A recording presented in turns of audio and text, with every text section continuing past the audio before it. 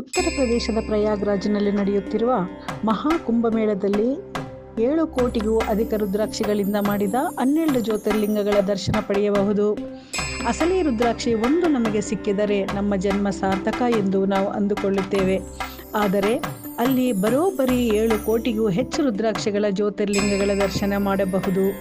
ಜ್ಯೋತಿರ್ಲಿಂಗಗಳ ಸುತ್ತಲೂ ತ್ರಿಶೂಲಗಳಿಂದ ಕಾಂಪೌಂಡ್ ನಿರ್ಮಾಣ ಮಾಡಲಾಗಿದೆ.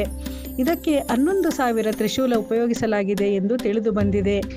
ಕುಂಭಮೇಳ ಹೋದ ಭಕ್ತರೆಲ್ಲರೂ ಒಮ್ಮೆ ಜ್ಯೋತಿರ್ಲಿಂಗಗಳ ದರ್ಶನ ಮಾಡಲೇಬೇಕು.